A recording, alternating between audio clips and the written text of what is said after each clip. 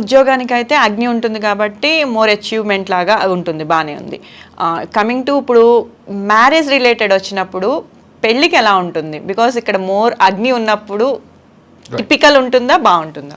ప్రతి 27 నక్షత్రాలలోని బాగా ఉండే విషయాలు ఉంటాయి, ఇబ్బంది పెట్టే విషయాలు ఉంటాయి.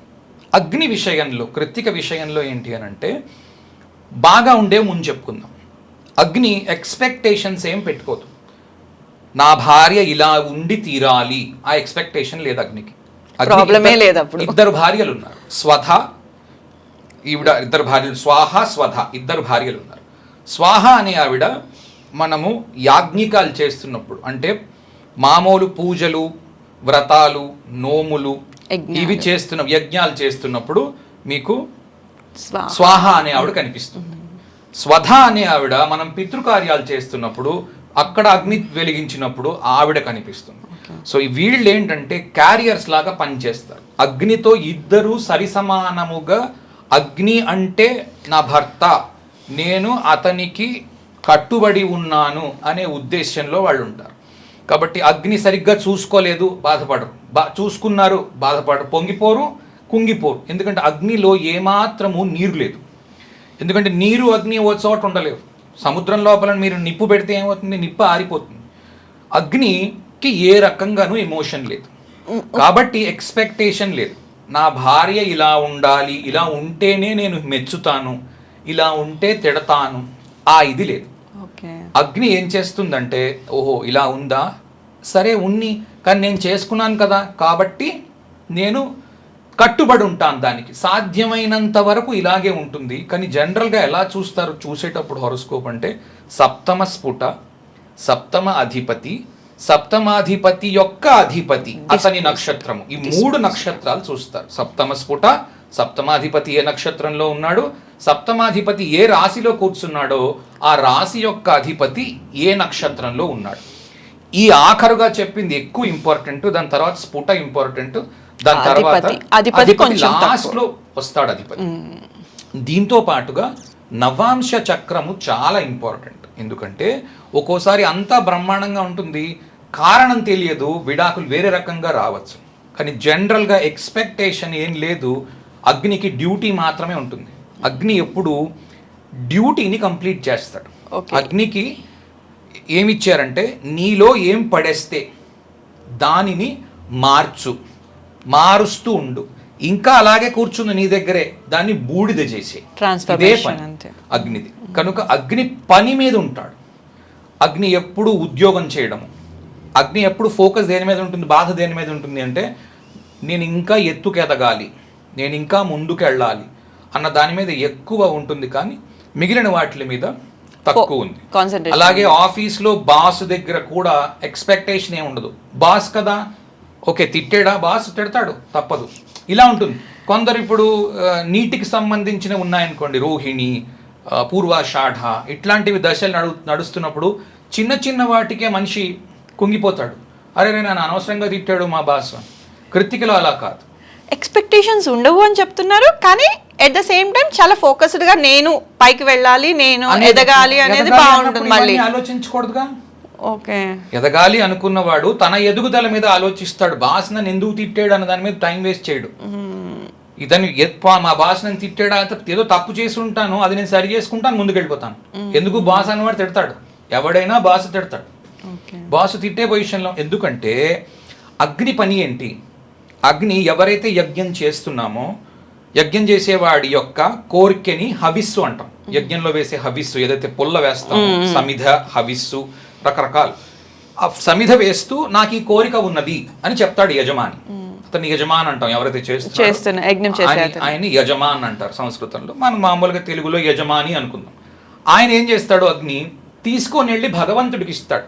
ఏ భగవంతుడి యొక్క పేరు చెప్పి స్మరించి ఫలానా వ్యక్తికి స్వాహ అనిస్తే ఆ దేవత దగ్గరికి వెళ్ళి, ఇగో ఈ యజమానికి ఇది కోరిక, ఇగో ఈ కట్టెపుల్ల తీసుకో, ఇగో ఈ ఆద్యం అంటే ఈ నెయ్యిని స్వీకరించు, దీంట్లో నుంచి నువ్వు ఫలితాన్ని ఇవ్వు, ఆ ఫలితం నేను పుచ్చుకొని మళ్ళీ అతనికి వెనక్కి తీసుకొని వెళ్ళి ఇస్తాను. ఇది అగ్ని పని. పితృకార్యం చేసినా కూడా పితృదేవతలను మనం నేరుగా వెళ్ళి కలవలేం కాబట్టి ముందు స్వధాదేవి పుచ్చుకొని స్వధాదేవి ద్వారా అగ్ని ప్రయాణం చేసి పైకి వెళ్ళి అక్కడి నుంచి వెనక్కి తీసుకొని వచ్చి ఇస్తుంది. ఇదే మీకు పుత్రకామేష్టిలో కూడా దశరథ మహారాజు పుత్రకామేష్టి చేసినప్పుడు కూడా అగ్నిలో నుంచి అగ్నిదేవుడు బయటకు వచ్చి పాయసాన్ని ఇచ్చినట్టుగా మనకు చూపిస్తారు. ఎందుకంటే అగ్నిలో హవిస్సులు వేసుకుంటూ వెళ్ళిన తర్వాత ఆఖరిని ఆ దేవత సంతృప్తి చెంది ఆ పాయసాన్ని తీసుకొని వచ్చి మనకి తిరిగి మళ్ళీ ఈయనకి ఇచ్చింది దశరథ మహారాజు. అది ప్రాప్తంలాగా, అది తిరిగి మీకు ప్రసాదం లాగా వచ్చినట్టు. సో అగ్ని పని ఏంటి అంటే ఈ ఇద్దరి మధ్యన ఉండే బ్రిడ్జ్, ఒక వారధి. సో ఇతని ఉద్యోగం కూడా ఎలా ఉంటుందంటే వీళ్ళది 2 డిపార్ట్మెంట్స్ల మధ్యన ఉండే బ్రిడ్జ్ లాగా ఉంటారు. అంటే ఒక టీమ్ లీడ్ ఉన్నాడు, ఆ టీమ్ లీడ్ ఏం చేస్తాడు, టీంలో ఉన్న వాళ్ళందరి దగ్గర నుంచి వర్క్ కలెక్ట్ చేసి పెట్టుకుని మేనేజ్మెంట్కి రిపోర్ట్ చేస్తూ ఉంటాడు. ఈ 10 మంది టీం ఉంటే ఎవరికైనా కొంచెం ఇబ్బంది ఉంది అంటే ఇతన్ని తీసుకొని వెళ్ళి మేనేజ్మెంట్తో మాట్లాడిస్తాడు. నువ్వేం చేయకు, నా పక్కన కూర్చో, నేను మాట్లాడతాను మేనేజ్మెంట్తో. ఇది అగ్ని చేసే పని. కృత్తికలో కూడా మీకు ఈ లక్షణం బాగా కనిపిస్తుంది. కాబట్టి 6వ ఇంటికి 10వ ఇంటికి కనెక్షన్స్ ఉన్నప్పుడు మీకు ఈ బ్రిడ్జ్ లాగా పనిచేసే వ్యక్తి మీకు కనిపించగలడు. ఇది సమాధానం. అర్ధరాశులు కాబట్టి అవి అర్ధ త్రికోణాలు కాబట్టి. అర్ధ త్రికోణాలు అని అంటే 2, 6, 10. దీంట్లో 6, 10 ఎక్కువ ఉద్యోగాన్ని చూపిస్తాయి. 2వ ఇల్లు మీకు తెచ్చి దాచుకున్న సొమ్ము చూపిస్తుంది. ఇంట్లో దాచుకున్న సొమ్ము, బ్యాంక్లో ఉన్న సొమ్ము, ఎంత బ్యాంక్లో ఉంచుతున్నారు, ఉంచకుండా తీసి వేరే చోట ఇన్వెస్ట్లు చేస్తున్నారు, 2వ ఇంట్లో తక్కువ ఉంటుంది. ఎక్కడ ఇన్వెస్ట్ చేస్తున్నారో అక్కడ కనిపిస్తూ ఉంటుంది. ఓకే, ఇప్పుడు కృత్తికలో తల్లిదండ్రులు ఎలా బిహేవ్ చేస్తుంటారు? కృత్తికలో తల్లిదండ్రులు, మీరు పురాణాన్ని తీసుకోండి. మళ్ళీ కృత్తికలో కార్తికేయుడి తల్లిదండ్రుల సంగతి ఆలోచిద్దాం. కార్తికేయుడికి తండ్రి శివుడు, తల్లి షట్కృతికలు. నిజానికి తల్లి ఒక రకంగా లేదని చెప్పాలి. కొందరు పార్వతీదేవికే కార్తికేయుడు పుట్టాడు అన్న ఉద్దేశంలో ఉన్నారు, కానీ జ్యోతిషం ప్రకారము అలా తీసుకోబడడం లేదు. కార్తికేయుడు షట్కృతికల దగ్గర పెరిగాడు, షట్కృతికల వాళ్ళనే తల్లిగా భావిస్తున్నాడు, కనుక ఇమోషన్ లేదు. తల్లి తండ్రి అంటే వారి మీద గౌరవం ఉంది, అటాచ్మెంట్ లేదు, డిటాచ్డ్ గా ఉంటారు. ఒకవేళ దూరంగా వెళ్ళి ఉండాలి, పెద్దగా బాధపడరు. కొందరు ఉంటారు అమ్మ కూచి నాన్న కూచి అని అంటారు, ఆ కూచిలు అక్కడ లేవు.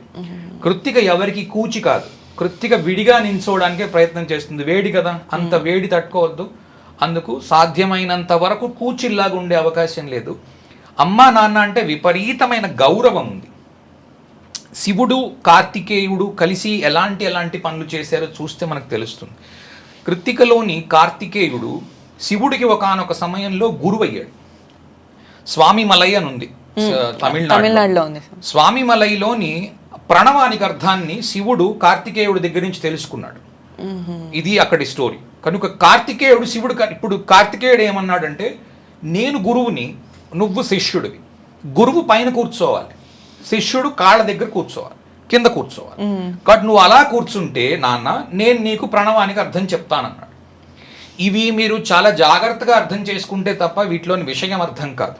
ఓకే, కార్తికేయుడు ఏం చేస్తాడు, ఏం చెయ్యాలో అది అక్కడ నా నాన్న ఉన్నాడా, లేకపోతే మా అమ్మ ఉందా, లేకపోతే ఇంకోళ్ళు ఉన్నారా కాదు.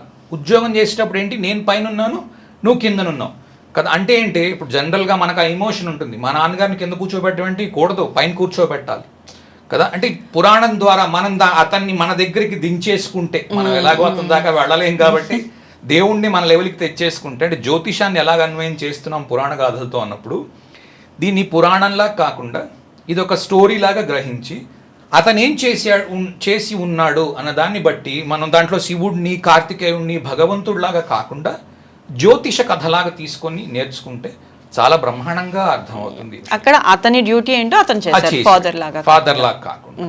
ఇది ఇంపార్టెంట్.